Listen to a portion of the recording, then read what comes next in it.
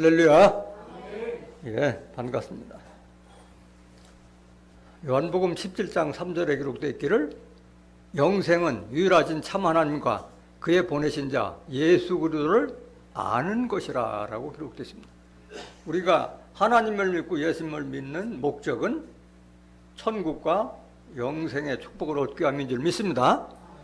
그러기 위해서는 하나님을 알아야 되고 예수님을 알아야 되는데, 하나님은 뭘로 계세요? 영으로, 말씀으로 계시고 영으로 계시기 때문에 말씀을 알아야 되고, 또 예수님 또한 뭘로 계세요? 영으로 계시잖아요. 고린도후서 3장 17절에 주는 영이시니, 하나님도 예수님도 영으로 계시는 거예요. 그러니까 예수님을 알기 위해서는 마찬가지 성경을 알아야만 예수님을 알 수 있는 거예요. 예수님을 안다는 것은 예수님에 대한 성탄에 대해서, 십자가의 의미에 대해서, 부활에 대해서, 승천에 대해서, 재림에 대해서 알을 때 예수님을 안다고 할 수 있는 줄 믿습니다.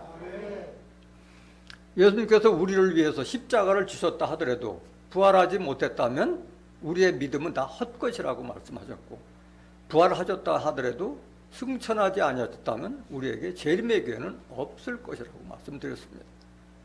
우리가 지금 믿는 것은 예수님의 재림을 기다리잖아요. 그런데 성경을 알지 못하면 재림의 시기와 때도 알지 못하고 섭리를 알지 못하는 거예요. 오늘 증거되는 말씀을 통해서 예수님의 재림의 시기와 때를 깨닫는 복된 시간이 되시길 원합니다. 이 시간 허락하신 하나님 말씀은 데살로니가 후서 2장 1절부터 8절까지입니다. 형제들아, 우리가 너희에게 구하는 것은 우리 주 예수 그리스도의 강림하심과 우리가 그 앞에 모임에 관하여 혹 영으로나 혹 말로나 혹 우리에게서 받았다 하는 편지로나 주의 날이 이르렀다고 동심하거나 두려워하거나 하지 아니할 그것이라. 누가 아무렇게 하여도 너희가 미혹하지 말라. 먼저 배도하는 일이 있고 저 불법의 사람 곧 멸망의 아들이 나타나기 전에는 이르지 아니하리니, 저는 대적하는 자라 범사에 일컫는 하나님이나 숭배함을 받는 자 위에 뛰어나 자존하여 하나님 성전에 앉아 자기를 보여 하나님이라 하느니라. 내가 너희와 함께 있을 때 이 일을 너희에게 말한 것을 기억하지 못하느냐? 저로 하여금 저희 때에 나타나게 하려 하여 막는 것을 지금도 너희가 안 하니, 불법의 비밀이 이미 활동하였으나 지금 막는 자가 있어 그 중에서 옮길 때까지 하리라. 그때 불법한 자가 나타나리니 주 예수께서 그 입의 기운으로 저를 죽이시고 강림하여 나타나심으로 패하시리라. 데살로니가 후서 2장 1절부터 8절까지 봉독해드렸습니다. 봉독해드린 말씀을 통해서 예수 재림의 시기와 때라는 제목으로 말씀을 증가하도록 하겠습니다. 예수 재림의 시기와 때. 지난 5월 27일은 승천날이었기 때문에 승천의 날을 앞두고 승천에 대한 섭리를 다 증거해드린 바가 있습니다. 승천하셨으면 다음에 알아야 될 게 뭐예요? 재림의 섭리를 알아야 되는 거예요. 아는 날 재림의 섭리를 알아야 되는데 재림의 섭리를 알지 못하니까 오늘날 내가 재림주다, 내가 그리스도 하는 자들, 내가 심지어는 뭐 내가 하나님이다, 뭐 심지어는 또 내가 어머니 하나님이다, 이렇게 증거하는데도 거기에 미혹돼서 가는 자들이 적어야 많아요? 많아요. 그럼 예수님의 재림은 어떻게 이루어져요? 어떻게 이루어져요? 성경에 기록된 대로 예수님께서 오시는 것이지, 내가 와가지고 뭐 내가 재림주다 해서 그 재림주가 아니야. 그러니까 중요한 거는 성경을 모르면 미혹당할 수밖에 없는 거예요. 성경을. 본문 말씀 보시겠습니다. 형제들아, 우리가 너희에게 구하는 것은 우리 주 예수 그리스도의 강림하심과 우리가 그 앞에 모임에 관하여 혹 영으로나 말로나 혹 우리에게서 받았다 하는 편지로나 주의 날이 이르렀다고 동심하거나 두려워하거나 하지 아니할 그것이라. 예수님 강림이 재림이잖아요. 예수 재림했다고 해서 동심이라는 것은 마음이 동하거나 아니면 두려워하지 말라. 왜? 왜 그래요? 예수님은 이렇게 해야만이 오신다는 성경에 약속이 있는데 그걸 모르는 자들이 마음이 움직여지고 동심하는 거예요. 두려워하는 거예요. 성경어를 모르는 자들이 혹해서 미혹당하고 두려워하고 따라가는 거예요. 그래서 오늘날 재림주라고 하는 자들이 직접 사람으로 왔다고도 하고 영으로 왔다고도 하고 또는 편지로 왔다 하고 하는데 이런 일이 있을 것을 누가 예언했어요? 예수님이 직접 예언했어요. 세상 끝에는 어떤 징조가 오겠느냐고 제자들이 물었을 때 많은 거짓 선자가 일어나서 미혹을 하고 심지어는 기사와 이적과 표적을 통해서 택하신 자들까지도 미혹할 것을 예수님께서 증거하셨는데 그 예수님의 말씀을 모르기 때문에 미혹당하는 거예요. 마태복음 24장 23절 보세요. 그때 사람이 너에게 말하되 보라 그리스도가 여기 있다 혹 저기 있다 하여도 믿어라? 믿지 말라. 사람들이 하는 얘기 믿지 말라 얘기야. 진짜 왔다 진짜. 그 사람이 하는 거 보면은 믿지 않을 수가 없다. 아무리 미혹해도 믿지 말라. 믿지 말라. 여기 있다 혹 저기 있다도 믿지 말라. 24절. 거짓 그리스도들과 거짓 선지자들이 일어나 큰 표적과 기사를 보여 할 수만 있으면 택하신 자들도 미혹하게 하리라. 하나님께서 택하신 자들도 이 말씀에 굳게 서 있지 않으면 미혹당할 수밖에 없는 거예요. 불이 하늘에서 막 쏟아지는 그런 기사와 이적을 보이고 하면은 혹할 수밖에 없어요. 말씀을 깨닫지 않은 자들은. 25절 보세요. 보라 내가 너에게 미리 말하였노라. 그러면 사람들이 너에게 말하되 보라 그리스도가 광야에 있다 하여도 나가지 말고 보라 골방에 있다 하여도 믿지 말라. 그러니까 진짜 예수가 왔다 하더라도 절대 믿어서는 안 된다. 믿어서 안 된다. 27절. 번개가 동편에서 나서 서편까지 번쩍임같이 인자의 마음도 그러하리라. 예수님의 임함은 번개가 임하듯이 동편에서 서편에서 갑작스럽게 같이 나타나는 거기 때문에 믿지 말라고 하는 거예요. 믿지 말라고 하는 거예요. 데살로니가후서 2장 3절 보세요. 여기서 다시 강조하는 거예요. 누가 아무렇게 하여도 너희가 미혹하지 말라. 먼저 배도하는 일이 있고 저 불법의 사람 곧 멸망의 아들이 나타나기 전에는 이르지 아니하리니.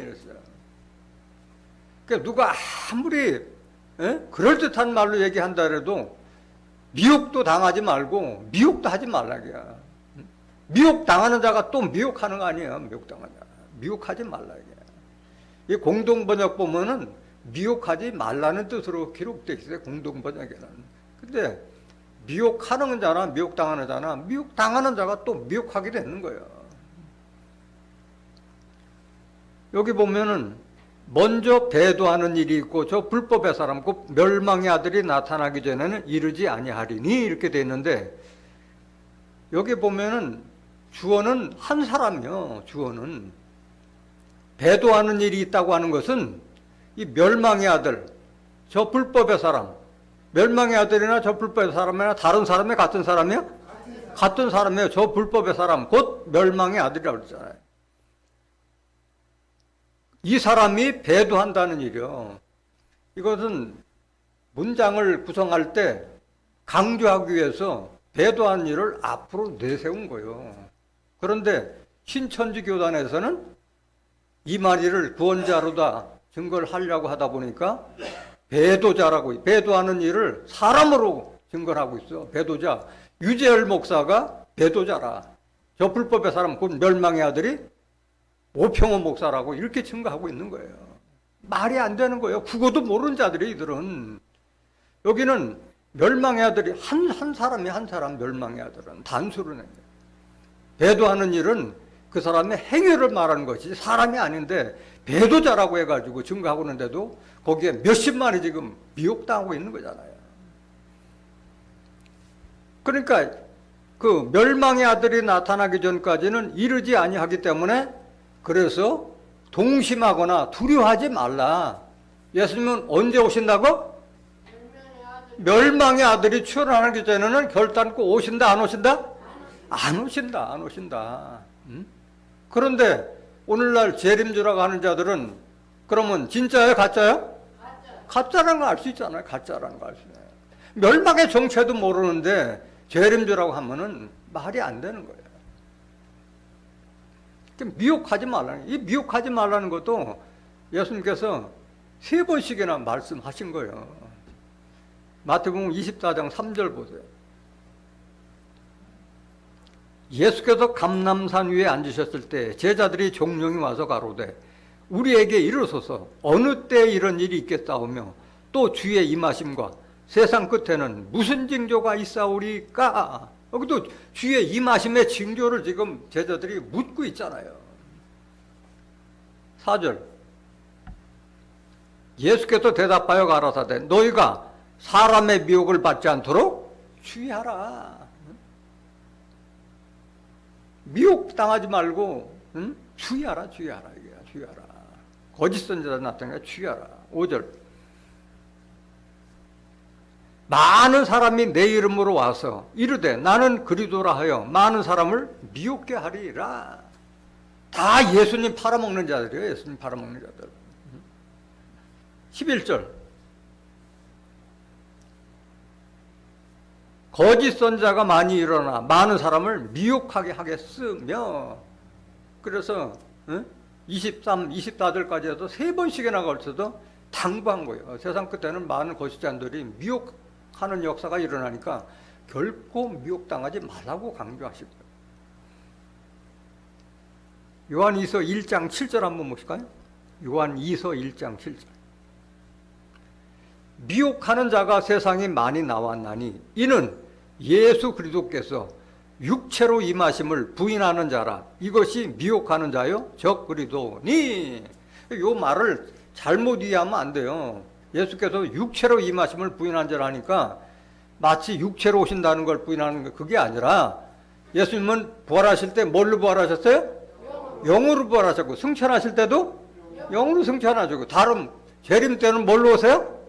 영으로 오셔서 우리 사람 육체의 임하심을 그걸 부인한 자들이 미혹하는 자고 그 자들이 적그리스도라는 거예요.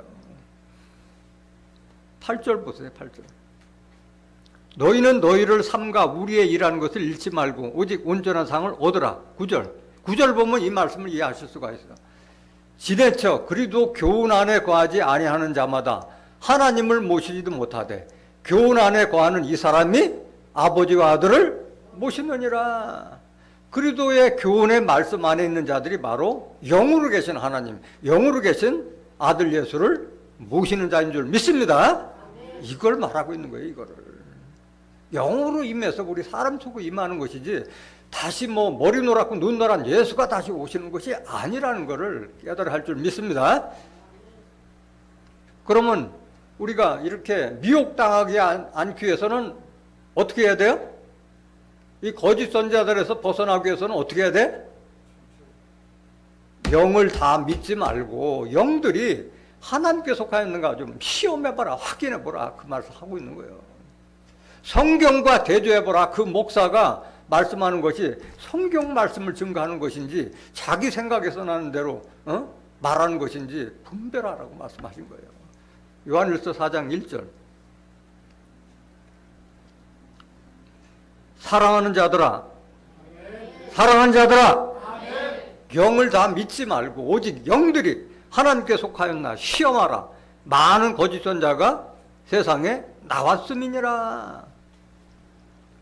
영을 다 믿지 말는가. 영이라는 것이 뭐예요? 요한복음 6장 63절에 살리는 것은 영이요 육은 무익하니라. 내가 너에게 이른 말이 영이요 생명이라. 목사가 아무리 하나님 말씀을 증거한다 하더라도 그 말씀이 성경에 기록된 하나님 말씀을 대언하는 것인지 자기 마음에서 나는 대로 하고 있는 것인지 비교해보라는 게 비교해보라. 왜? 그 길 외에는 저 사람이 참 목자인지 거짓 목자인지 분별할 수가 없기 때문에 말씀을 좀 제발 알고 비교 분석하라는 그 말씀을 하고 있는 거예요. 그런데 미혹의 영하고 진리의 영을 어떻게 알 수 있느냐? 하나님의 말씀을, 진리의 말씀을 대언하는데도 그거를 듣지 않는 자들은 바로 미혹의 영에 빠진 자들은 안 듣는 거예요. 진리의 영을 분별하지 못하기 때문에 안 듣는 거예요. 요한일서 4장 6절 보세요.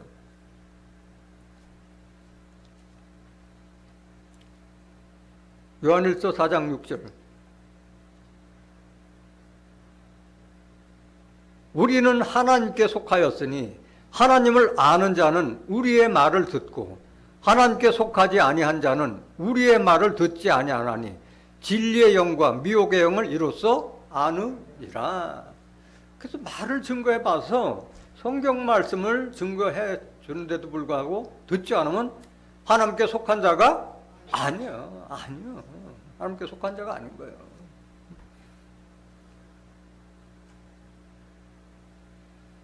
이런 자들이 결국은 미혹당하는 거예요. 하나님께 속하지 않는 자들이 미혹당해서 다 멸망당할 수밖에 없는 거예요. 예수님께서 오죽했으면은 십자가 지시기 전에 마지막 기도에 내가 하나님께서 주신 나라를 다 잘 보존했는데 멸망의 자식은 내가 보존하지 않았다. 멸망의 자식 외에는 내가 다 보존했다 말씀하셨어요. 요한복음 17장 12절 한번 보세요. 그러니까 하나님께 속한 자가 있고 속하지 않은 자가 있어요. 똑같은 말씀을 요한복음 12장 47절에도 똑같은 말씀 하셨잖아요. 하나님께 속한 자는 하나님의 말씀을 듣고 속하지 않은 자는 하나님의 말씀을 듣지 아니한다고 그랬어요.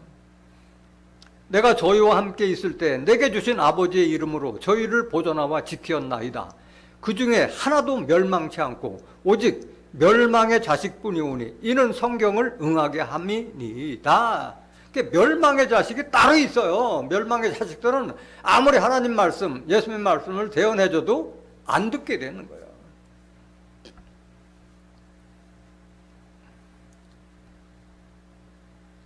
여기서 보면은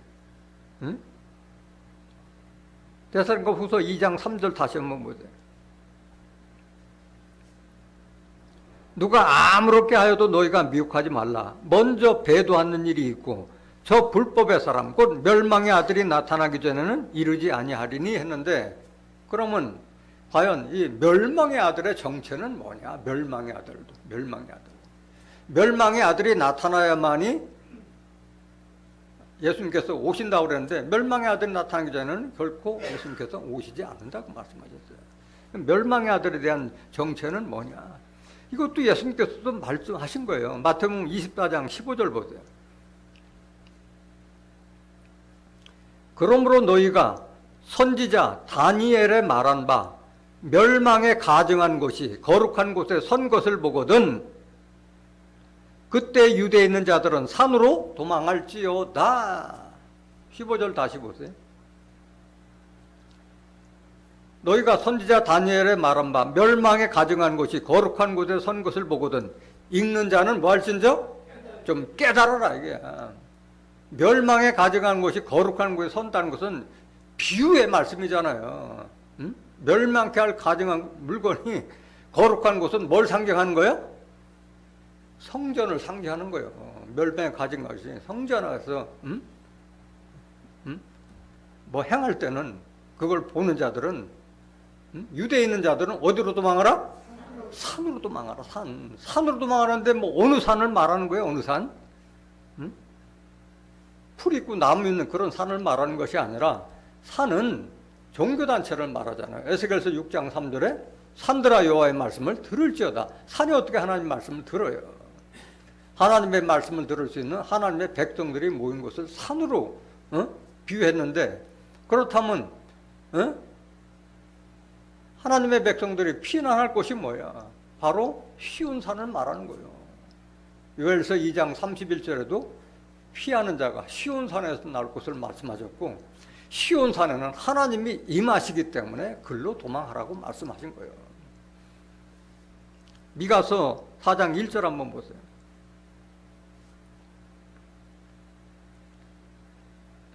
말일에 이르러는 여호와의 전의 산이 산들의 꼭대기에 굳게 서며 작은 산들 위에 뛰어나고 민족들이 그로 몰려갈 곳이라. 여기도 하나님이 계신 곳을 산으로 비웠잖아요. 하나님이 계신 산이 산들의 꼭대기, 모든 종교단체 위에 굳게 서며, 꼭대기에 섰다는 것은 말씀의 차원이 높다는 것이지 지형적으로 높다는 걸 말하는 것이 아니에요. 이걸 깨달은 자들은 민족들이 다 하나님 계신 곳으로 몰려간다. 왜 그런 몰려가느냐? 그곳에서 하나님 말씀이 나오기 때문에 몰려가는 거예요. 2절 보세요. 곧 많은 이방이 가며 이르기를 오라 우리가 여호와의 산에 올라가서, 누구의 산? 하나님이 계신 산에 올라가서 야곱의 하나님의 전에 이르자. 그가 그 도로 우리에게 가르칠 것이라. 우리가 그 길로 행하리라 하리니 이는 율법이 시온에서부터 나올 것이요 여호와의 말씀이 예루살렘에서 나올 것이기 때문에 이곳으로 도망하라 말하는 거예요. 저 중동 땅 시온과 예루살렘이 아니라 영으로 계신 하나님께서 임하신 진리의 성읍 예루살렘으로 가라는 말씀이에요. 스가랴서 8장 3절에 내가 시온에 돌아왔은즉 예루살렘 가운데 거하리니 예루살렘은 진리의 성읍이라 일컫겠고 말씀하신 거예요. 근데 이 말씀을 다니엘이 말했다고 그러는데 다니엘은 뭐라고 증거했느냐? 다니엘은 미래에 일어날 일을 다니엘이 미리 앞서서 예언해 놓은 말씀이에요. 다니엘서 11장 31절 한번 보세요. 군대는 그의 편에 서서 성도 곧 견고한 곳을 더럽히며 매일 드리는 제사를 폐하며 멸망케 하는 미운 물건을 세울 것이며, 마태복음 24장 15절하고 똑같은 말씀이요. 가증한 것이, 멸망에 가증한 것이 거룩한 것에 선 것을 보거든 산으로 도망가라는 말씀이나, 그 매일 드리는 제사를 폐하며 멸망케 하는 미운 물건을 세울 것이며, 이걸 말하는 거예요. 32절. 그가 또 언약을 배반하고, 멸망의 아들이 나타나면 먼저 배도하는 일이 있다고 그랬잖아요. 언약을 배반, 하나님의 언약을 배반하고 악행하는 자를 괴울로 속임수로 타락시킬 것이나 오직 자기의 하나님을 아는 백성은 강하여 용맹을 바라리라 말씀하셨어요. 그러니까 하나님을 아는 자들이 용맹을 바라는 것이지 뭐 내가 가진 용기 가지고 되는 것이 아니에요. 하나님의 말씀을 가졌을 때 용감해질 수 있는 거예요. 공동번역 한번 보여주세요. 공동번역 다니엘서 11장 31절.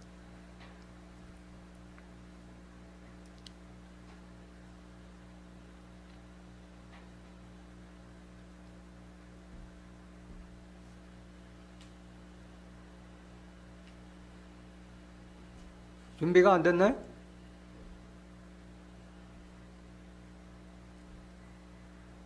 다음 데살로니가후서 2장 4절.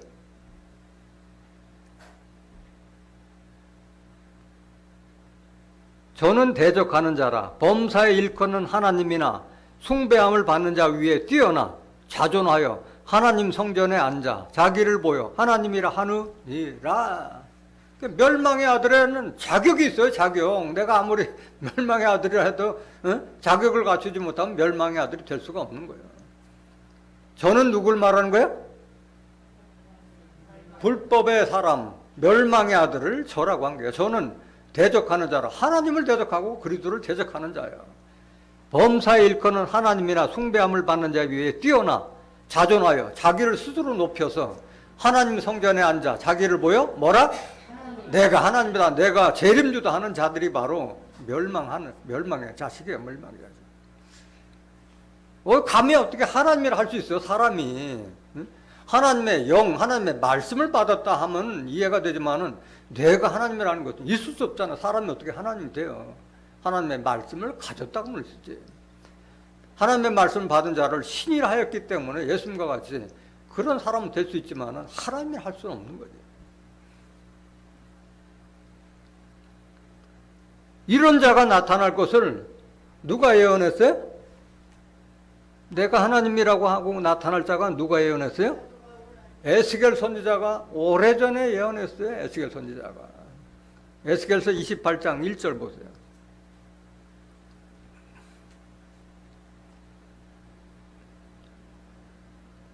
여호와의 말씀이 또 내게 임하여 가라되. 여기 내는 에스겔 선지자에게 하나님 말씀이 임해서 말씀하신 거예요. 2절. 인자야 너는 두로 왕에게 이르기를 주 여호와의 말씀에 내 마음이 교만하여 말하기를 나는 신이라 내가 하나님의 자리 곧 바다 중심에 앉았다 하도다. 내 마음이 하나님의 마음 같은지 할지라도 너는 사람이요 신이 아니 오늘. 두로 왕도 비유를 한 거예요. 비유. 두로 왕을 빙자해서 이런 자가 말일에 나타날 것을 예언한 거예요. 그 이런 자가 어떤 자냐? 마음이 교만하기 때문에 내가 하나님이라고 하는 자예요. 마음이 교만하여 말하기를 나는 뭐다? 신이다. 내가 신이다. 내가 하나님의 자리 곧 어디에 앉았다? 바다 중심에 앉았다는 걸 여러분이 잘 기억해야 돼요. 바다 중심에 앉았다. 사람이 어떻게 바다 중심에 앉을 수 있어요? 이것도 다 비유로 말씀하신 거잖아요. 비유에. 바다 중심에 앉았다 할 줄 알아. 이거는 언제 나타나요? 이런 역사가? 계시록에 가서 음료로 나타나고 바벨론으로 나타나잖아요. 바다 중심에 앉았다는 자는. 네 마음이 하나님의 마음 같은지 할지라도 너는 사람이요 신이 아니오늘. 3절.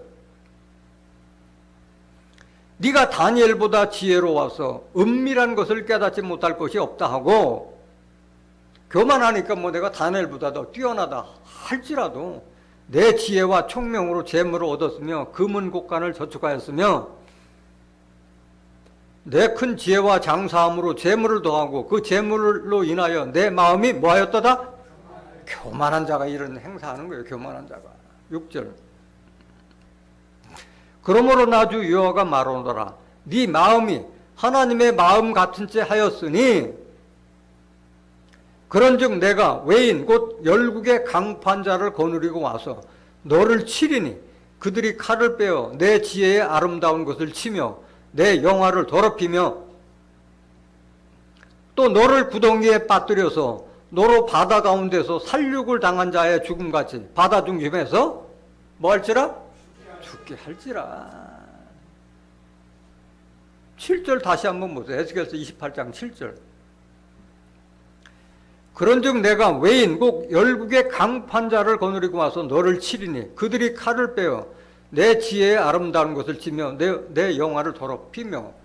하나님은 당신이 하시고 싶어도 할 수 있어요? 없어요? 없어요. 왜? 영으로 계시기 때문에 하나님은 아무리 미워도 할 수가 없는 거예요. 그래서 외인 곧 열국의 강판자, 악한 자를 대서 악한 자를 쳐버리는 그걸 하나님께서 역사하시는 거예요. 저 교통정리만 하시는 거예요. 하나님께서 직접 하시는 것이 아니에요. 하나님께서 다 하실 것이면 뭐할로 예수님을 보내셨고 또 말세 사명자를 보내겠어요. 잘 깨달으셔야 돼요. 8절 다시 보세요. 또 너를 구덩이에 빠뜨려서 너로 바다 가운데서 살육을 당한 자의 죽음같이 바다 중에서 죽게 할지라. 그러니까 이런 내가 하나님이라고 한 자는 영원히 존재해요? 아니면 멸망당해요? 멸망당하는 거예요. 때가 되면 다 멸망당하는 거예요. 하나님을 이렇게 미혹하는 역사로 해서 그 미혹당하는 자들을 심판받게 하기 위해서 다 단으로 묶는 역사를 위해서 이렇게 역사하시는 거예요. 그런 역사가 끝나면 다 심판받아서 멸망당할 수밖에 없는 거예요. 9절 보세요. 너를 살육하는 자 앞에서 네가 그래도 말하기를 내가 하나님이라 하겠느냐? 너를 치는 자의 수중에서 사람뿐이요 신이 아니라 네가 외인의 손에서 죽기를 할례 받지 않은 자의 죽음 같이 하리니 내가 말하였음이라 나주 여호와의 말이니 하셨다 하라. 누구의 말이요? 하나님의. 이렇게 다 모략과 작정 다 하신 거예요. 이렇게. 이런 일이 말일에 일어날 것을 예언하는 거예요. 이렇게 바다 중심에 앉은 자가 바로 누구냐? 그 자가 바로 음녀요 바벨론을 상징하고 있는 거예요. 계시록 17장 1절 보세요. 또 7대접을 가진 7천사 중 하나가 와서 내게 말하여 가로되 이리 오라. 많은 무리에 앉은 큰 음녀에 받을 심판을 내게 보이리라. 여기도 두로왕이 바다 중심에 앉았다고 그랬는데 음녀가 어디에 앉아 있어요? 많은 물이 앉아 있어요. 물. 그럼 많은 물이면 바다를 상징하는 건데 과연 이게 물이냐? 이 비유잖아요. 15절 보세요. 계시록 17장 15절. 물이 뭔가, 바다가 뭔가. 또 천사가 내게 말하되 네가 본 바 음녀에 앉은 물은 물이 아니라 백성과 무리와 열국과 방언들이니 이 세상에 쉽게 미혹당하는 자들을 깔고 앉는 게 바로 음녀예요. 그가 바벨론이요. 계시록 17장 2절 다시 보세요. 땅의 임금들도 그로 더불어 음행하였고 땅에 거하는 자들도 그 음행의 포도주에 취했다 하고, 그러니까 땅에 있는 임금들 이런 자들은 누구냐? 종교 지도자를 비유로 말씀하신 거예요. 그들이 다 이 음녀의 그런 음행의 포도주에 다 취하였다. 그러니까 지금 현재 하나님 백성들이 하나님의 말씀에 진리를 깨닫지 못하고 비틀거리고 있는 거예요, 전부. 3절. 곧 성령으로 나를 데리고 광야라고 아니라 내가 보니 여자가 붉은 빛 짐승을 탔는데 그 짐승의 몸에 참남된 이름들이 가득하고 7머리와 10뿔이 있으며, 이 음녀가 계시록 13장 1절에 나오는 바다에서 나오는 7머리 10뿔 짐승을 타고 행세하고 있는 거예요. 지금 시간 관계상 이 7머리 10뿔 짐승에 대해서 설명할 시간은 없어요. 궁금하신 분들은 계시록 13장을 다시 한번 읽어보시기 바랍니다. 4절 보세요. 그 여자는 자줏빛과 붉은빛 옷을 입고 금과 보석과 진주로 꾸미고 손에 금잔을 가졌는데 가증한 물건과 그의 음행에 더러운 것들이 가득하더라. 다 꾸민 것이 다 비질로 자기를 장식한 걸 말하고 있어요. 비질의 말씀으로 무장해서 혹하게 사람들을 미혹하는 자들이 바로 음녀요, 바벨론이요. 이 정체가 누구냐? 5절. 이 음녀의 정체가 바로 바벨론이요. 5절. 그 이마에 이름이 기록되었으니 비밀이라 큰 바벨론이라 땅의 음녀들과 가증한 것들에 엄밀 하였더라. 비밀이라 해놓고 다 알려주잖아요. 음녀는 바로 누구라? 바벨론이에요. 바벨론. 그 바벨론은 도대체 뭐냐? 바벨론은 바로 온갖 귀신들, 미혹하는 비진리형들이 모인 곳이 바로 바벨론이고, 그 바벨론은 결국 하나님의 섭리에 의해서 무너지게 되는 거예요. 계시록 18장 2절 보세요.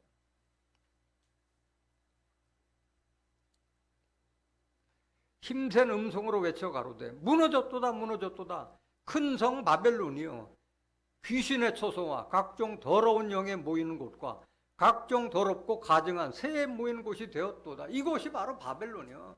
온갖 귀신들 잡신들이 다 모인 곳이 바로, 그거를 큰 비유로 말해서 바벨론이라고 말하는 거예요.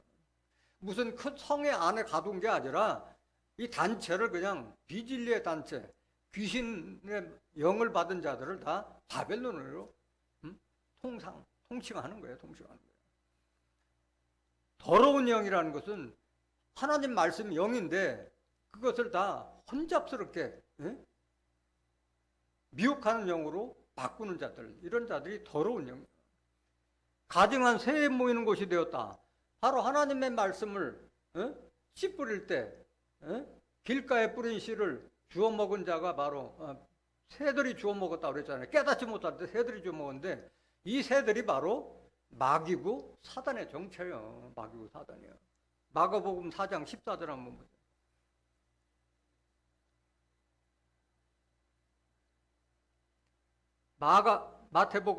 마가복음 4장 14절.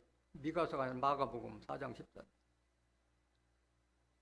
뿌리는 자는 말씀을 뿌리는 것이라. 말씀이 길가에 뿌렸다는 것은 이들이니 곧 말씀을 들었을 때 뭐가 와서? 사단이 와서 저희에게 뿌리는 말씀을 빼앗는 것이요. 새가 주워 먹었다는데 이 새들은, 바벨론에 보인 이 새들은 바로 사단을 말하는 거예요. 사단. 누가복음 8장 12절 보세요. 사단이나 마귀나 같은 족속을 말하는 거예요. 길가에 있다는 것은 말씀을 들은 자니 이에 마귀가 와서 그들로 믿어 구원을 얻지 못하게 하려고 말씀을 그 마음에서 빼앗는 것이요. 마가복음에는 사단, 누가복음에는 마귀라고 했고 마태복음에는 악한 자들이 주워 먹었다고 기록되어 있어요. 비유로 된 거예요. 비유로 말한 거. 그런 하나님의 말씀을 듣지 못하게 뺏어 먹는 자들이 바로 다 바벨론에 모여 있는 자들이에요. 그럼 근데 많은 사람들이 내가 바벨론에 지금 묶여 있다는 것을 알아요, 몰라요? 몰라요. 자기가 바벨론에 묶여 있다는 자체를 몰라. 왜? 성경을 모르기 때문에 그런 거예요. 계시록 8장 3절 보세요. 계시록 18장 3절. 그 음행의 진노의 포도주를 인하여 만국이 무너졌으며 또 땅의 왕들이 그로 더불어 음행하였으며 땅의 상고들도 그 사치의 세력을 인하여 치부하였도다 하더라. 종교 지도자들이나 그 상고들하는 것은 장사 목적으로 신앙생활하는 자들, 이런 자들도 다 이 음행의 포도주에 다 더럽혀지고 그걸로 치부하였다고 말합니다. 4절.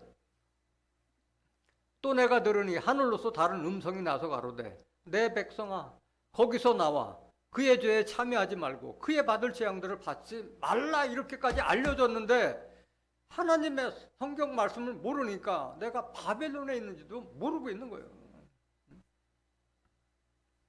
5절. 그 죄는 하늘에 사무쳤으며 하나님은 그의 불의한 일을 기억하신지라. 하나님이 다 감찰하고 계시잖아요. 지금 바벨론의 역사를 다 감찰하고 계시잖아요. 그 죄가 하늘에 사무쳤다고 하는 거예요. 왜? 하나님 백성들을 다 미혹하고 비진리로 미혹하기 때문에 다 알고 계시는 거예요. 6절. 그가 준 그대로 그에게 주고 그의 행위대로 갑절을 갚아주고 그의 석권자네도 갑절이나 섞어 그에게 주라. 심판을 갑절로 갚아주겠다는 말씀이요. 7절. 그가 어떻게 자기를 영화롭게 하였으며 사치하였든지 그만큼 고난과 애통으로 갚아주라. 그가 마음에 말하기를 나는 여왕으로 앉은 자요 과부가 아니라 결단코 애통을 당하지 아니하리라 하니, 이렇게 교만한 자요.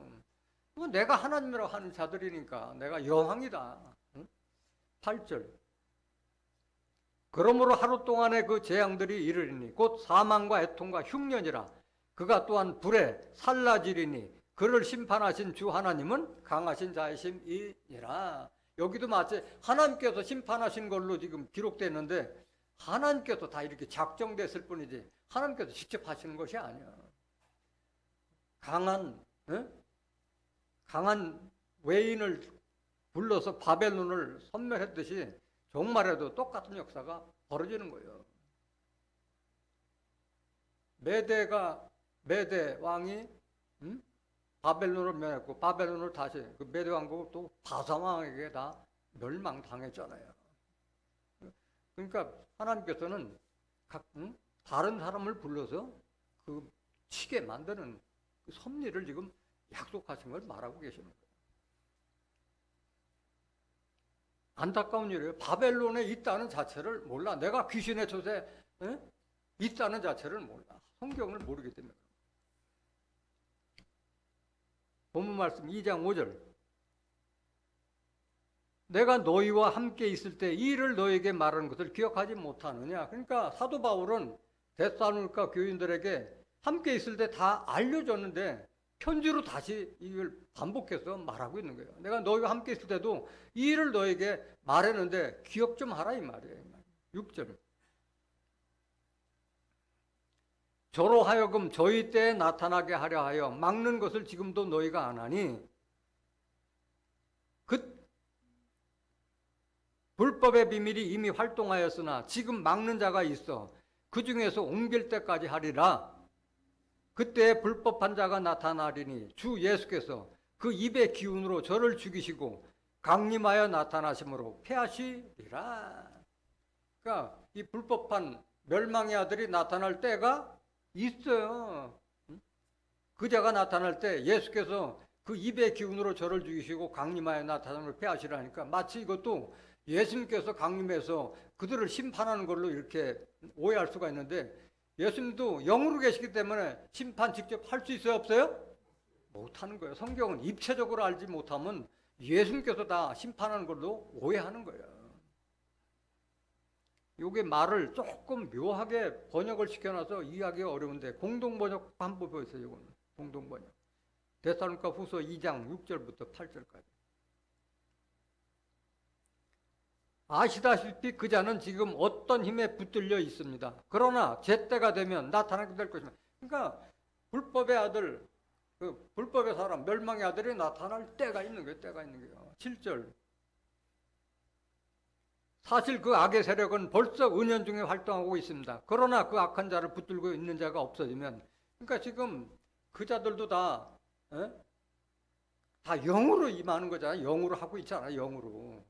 그러니까 그들은 벌써, 그들의 세력은 벌써 은연중에 활동하고 있단 말이에요. 그 당시에도, 예수님 당시에도 마귀 사단이 많았잖아요. 심지어 데리고 있는 가룟 유다도 마귀였잖아요. 마귀. 8절 보세요.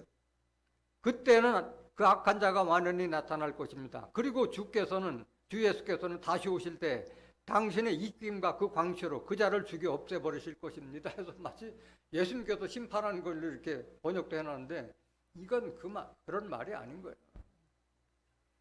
누가 심판하느냐? 예수님께서는 멸망의 아들이 나타나기 전에는 결코 이르지 아니하라고 이렇게 말씀하셨고, 또 히브리에서는 어떻게 기록되느냐? 예수님께서는 우리를 위하여 한 영원한 제사를 드리고 보좌 우편에 앉아서 원수막이 발등상 되실 때까지 뭐 하시나니? 기다리고 계시는 거예요. 원수막이 발등상 때까지 기다리시는 거예요. 그러면 원수막이 발등상은 누가 시키는 거예요? 예수님이 아니라 원수막이 발등상 시킬 자가 따로 있는 거예요. 히브리서 10장 12절 보세요. 오직 그리스도는 죄를 위하여 한 영원한 제사를 드리시고 하나님 우편에 앉으사 그 후에 자기 원수들로 자기 발등상이 되게 하실 때까지 기다리시나니. 그럼 이 말씀 지워야 될 거 아니에요? 예수님 다 심판할 것 같으면, 하나님이 다 심판할 것 같으면 이 말씀 지워야 되잖아요. 아니에요. 예수님은 영으로 계시기 때문에 사람을 통해 역사하시는 거예요. 그럼 누가 이런 섭리를 이루느냐? 계시록 2장 26절 보세요.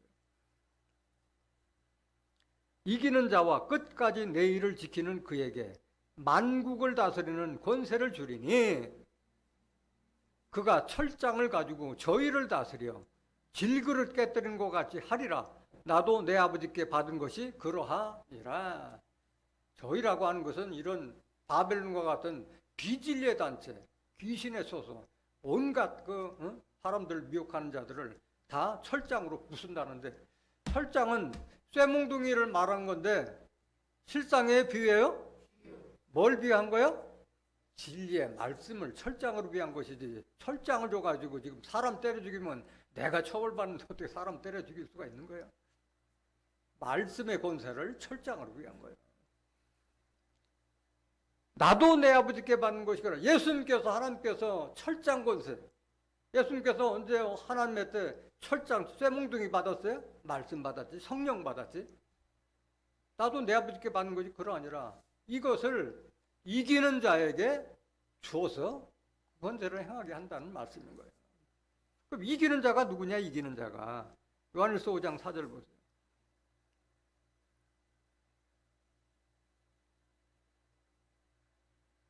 대저 하나님께로서 난 자마다 세상을 이기느니라. 세상을 이김은 이것이니 우리의 믿음이니라. 이기는 자는 하나님께서 난 자요. 야고보서 1장 18절에 그가 우리로 첫 열매가 되기 위해서 진리의 말씀은 우리를, 진리의 말씀으로 낳은 자가 하나님께서 난 자고, 그 자가 이기는 자가 되고 믿음으로 이기는 거예요. 믿음으로. 예수님이 아니요. 5절 보세요. 예수께서 하나님의 아들이심을 믿는 자가 아니면 세상을 이기는 자가 누구뇨? 예수요? 예수 믿는 자요? 이기는 자는 예수 믿는 자지 예수가 아니야. 시천지 이만희는 자기가 이긴 자라고 하고 있잖아요. 이긴 자.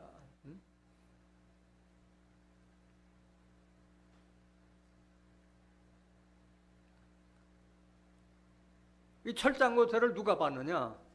예수로부터 나오는 시의 사명자가 받게 되는 거예요. 계시록 12장 1절 보세요. 하늘에 큰 이적이 보이니 해를 입은 한 여자가 있는데 그 발 안에는 달이 있고 그 머리에는 12별의 면류관을 썼더라. 계시록도 다 비유로 그랬던 거잖아요. 해를 어떻게 입어 사람이? 여자는 목자를 상징하고 있는 거예요. 해를 입었다는 것은 하나님의 말씀으로 전신갑주했다는 말이요. 시편 84장 11절에 여호와 하나님은 해요 방패시라 말씀하셨잖아요. 하나님의 말씀으로 전신갑주했다. 다른 궁창의 증인 예수님을 상징하셨고, 머리에 12별의 면류관을 썼다는 것은 12제자를 상징하고 있는 거예요. 다니엘서 12장 3절에 많은 사람을 옳은 대로 인도한 자는 하늘의 별과 같이 빛나리라 말씀하신 거예요. 5절 보세요. 5절 계시록 12장 5절 여자가 아들을 낳으니 이는 장차 철장으로 만국을 다스릴 남자라. 그 아이를 하나님 앞과 그 보좌 앞으로 올려가더라. 예수님은 남자인데 무슨 아들을 낳아? 영적 아들을 낳는 거예요. 영적 아들. 하나님의 진리의 말씀은 우리를 낳았듯이 영적 아들을 낳으니 이는 장차 철장으로 만국을 다스릴 남자라 말씀하신 거예요. 그러니까 계시록 12장 5절이나 계시록 2장 26절 27절하고 같은 말이잖아요.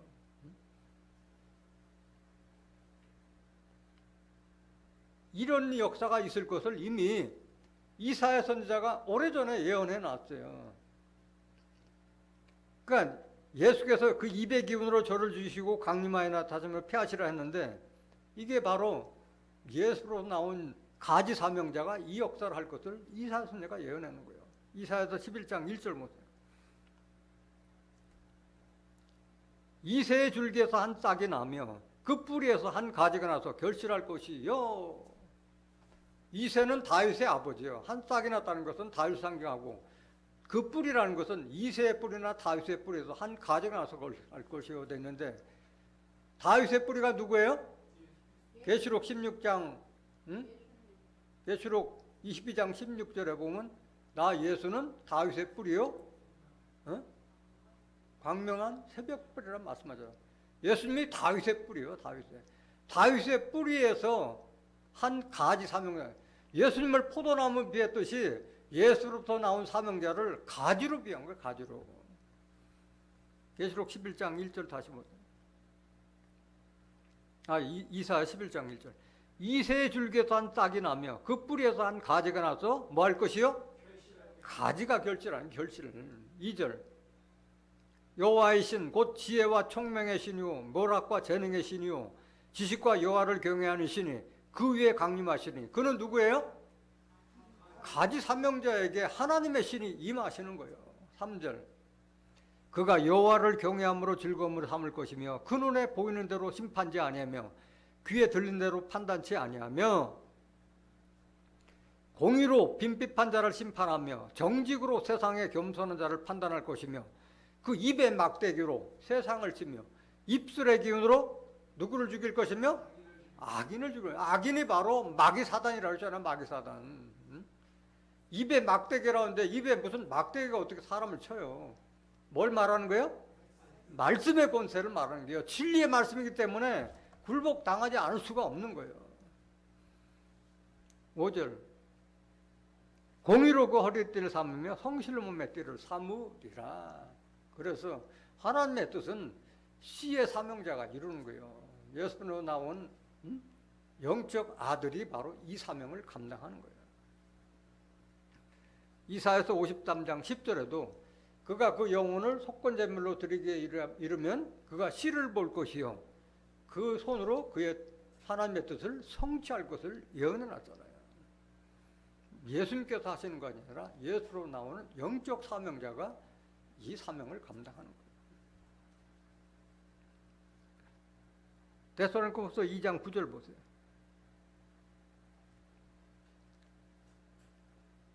악한 자의 임함은 사단의 역사를 따라 모든 능력과 표적과 거짓 기적과 불의의 모든 속임으로 누구에게 임하나니? 사단과 마귀는 멸망하는 자들에게 임해서 심판받게끔 다 묶어놓는 거예요. 이는 저희가 뭘 받지 아니하여? 진리의 사랑을 받지 아니하여. 하나님의 말씀의 진리라고 그랬잖아요. 진리의 사랑을 받지 아니하여 구원함을 얻지 못함이니라. 11절. 이러므로 하나님의 유혹을 저희 가운데 역사하게 하사 거짓 것을 믿게 하심은 진리를 믿지 않고 불의를 좋아하는 모든 자로 뭐를 받게 하게 하심이라? 심판을 받게 하기 위해서 하나님께서 미혹하도록 역사하시는 거예요. 하나님께서. 그걸 알아야 돼요. 그걸 알지 못하니까 미혹당하는 거예요.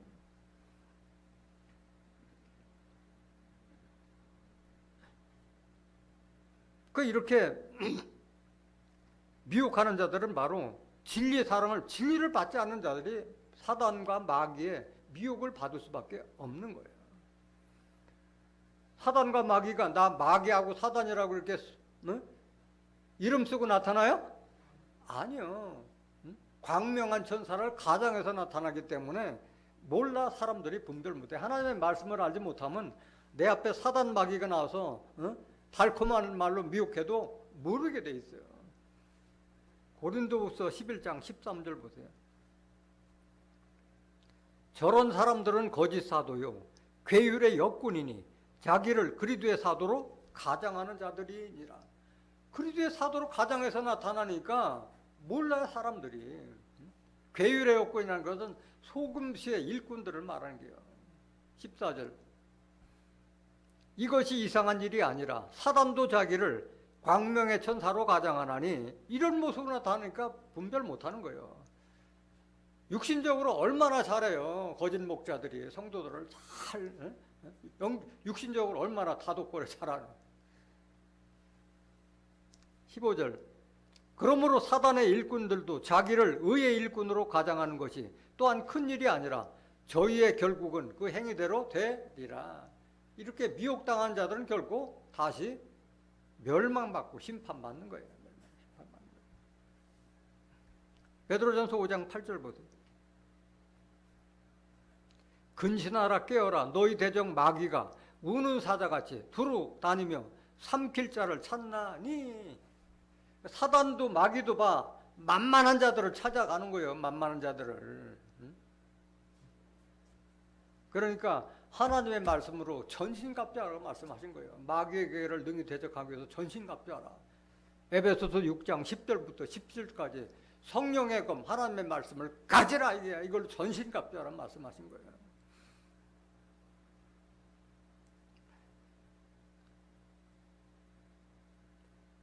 미혹당하는 자들은 바로 하나님께서 역사하신 걸 말씀하셨는데 디모데전서 4장 1절 보세요. 이렇게 하나님께서 예수님은 이런 일이 일어나고 난 다음에 오신다고 이렇게 성경에 친절하게 알려줬음에도 불구하고 성경 말씀을 모르기 때문에 미혹당하는 거예요. 미혹당하는 거예요. 그러나 성령이 밝히 말씀하시기를 후일에 어떤 사람들이 믿음에서 떠나 뭐에서 떠나?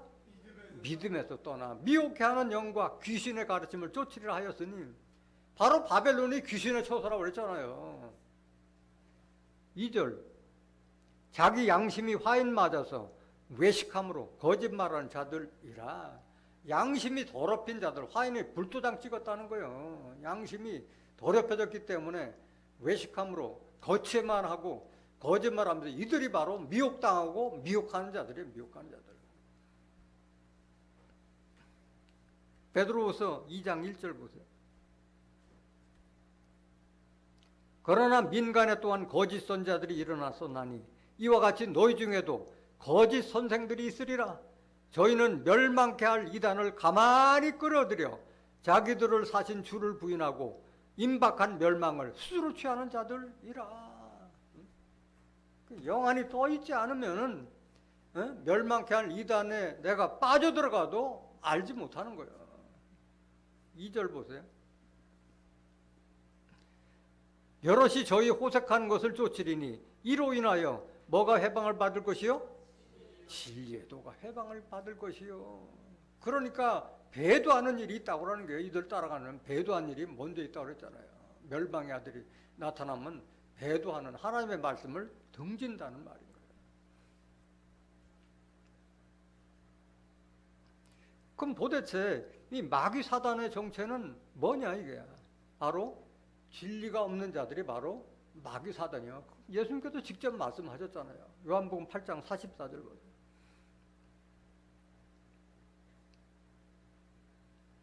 너희는 너희 아비 마귀에게서 났으니 너희 아비의 욕심을 너희도 행하고자 하느니라.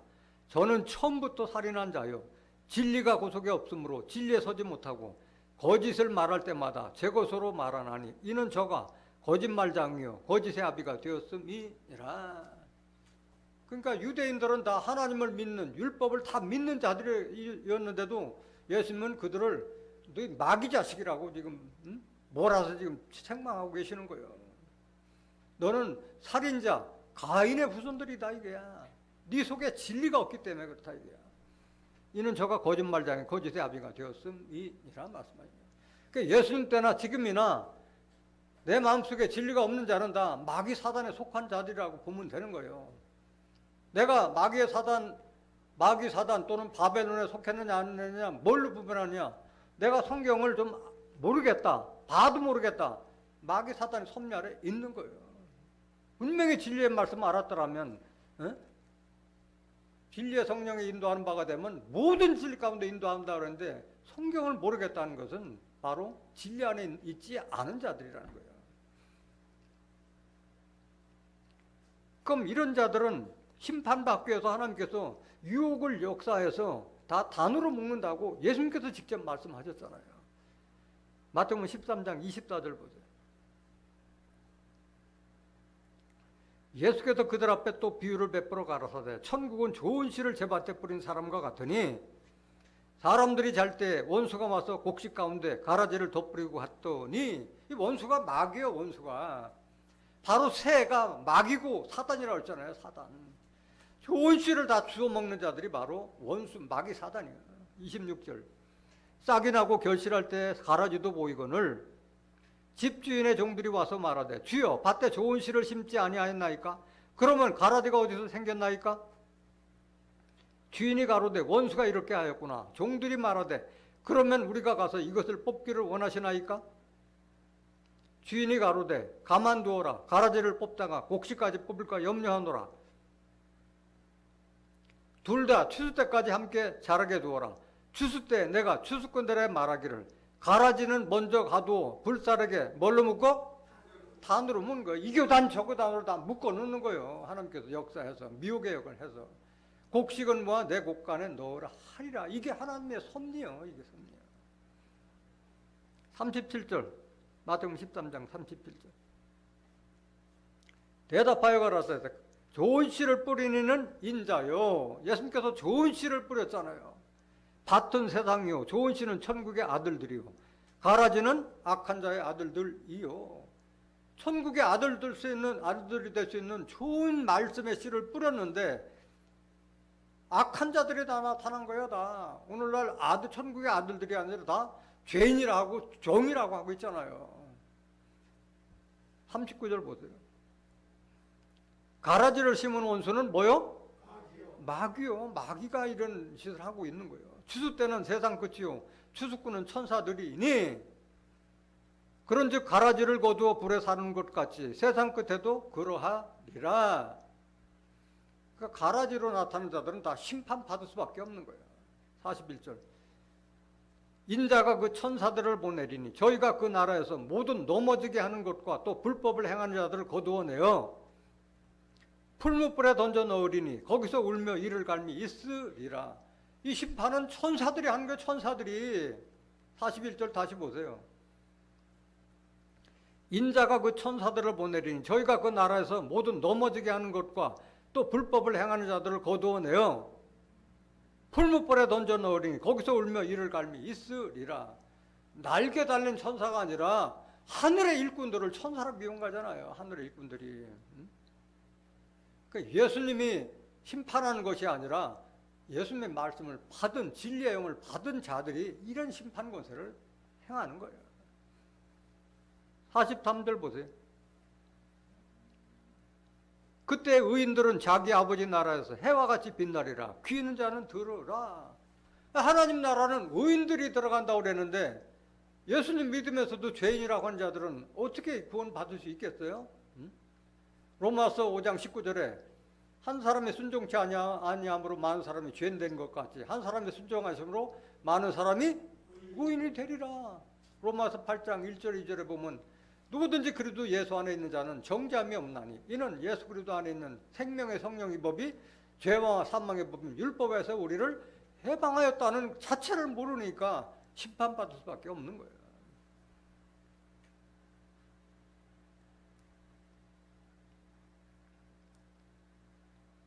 데살로니가서 2장 13절.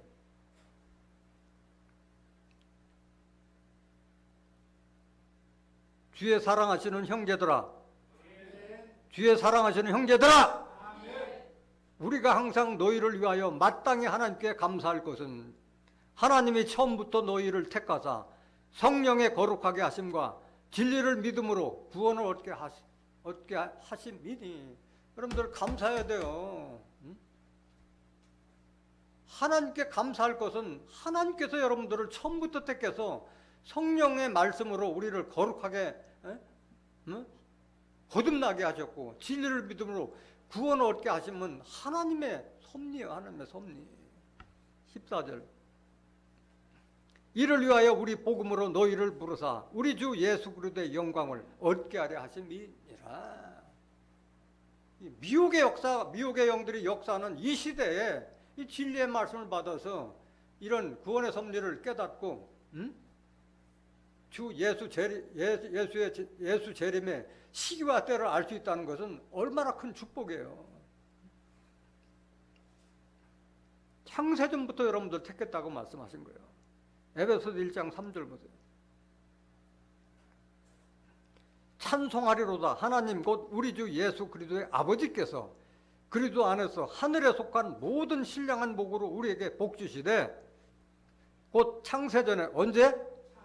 창세전에 그리스도 안에서 우리를 택하사 우리로 사랑 안에서 그 앞에 거룩하고 흠이 없게 하시려고 그 기쁘신 뜻대로 우리를 예정하사 예수 그리스도로 말미암아 자기의 뭐가 되게 하셨으니 하나님의 아들들 되기 위해서 택해서 불렀는데 왜 종이라고 하고 있느냐 이게야. 왜 종이라고 하고 있느냐 이게야. 택함 받지 못했기 때문에 종이라고 하는 거예요. 6절. 이는 그의 사랑하신 자 안에서 우리에게 거저 주시는 바 그의 은혜의 영광을 찬미하게 하라는 것이라. 하나님과 그리스도에게 감사해야 할 줄 믿습니다. 영광을 받기 위해서 불렀다고 말씀하셨어요. 구원을 얻게 하시기 위해서 부르셨다고 그럽니다. 로마서 10장 9절 보세요. 네가 만일 네 입으로 예수를 주로 시인하며 또 하나님께서 그를 죽은 자 가운데서 살리신 것을 네 마음에 믿으면 뭘 얻으리니? 구원을 얻게 하기 위해서 예수 믿었을 때, 말씀 믿었을 때 구원을 얻기 위해서 부르신 거예요. 10절. 사람이 마음으로 믿어 의에 이르고 입으로 시인하여 구원에 이르느니라. 말씀을 들어야지 뭐 아멘하고 믿을 거 아니겠어요. 이런 섭리의 말씀도 듣지 못한 자가 어떻게 아멘할 수 있고 구원에 이를 수가 있겠어요. 마태복음 19장 28절. 예수님 영광 받을 때 같이 영광 받는 거예요.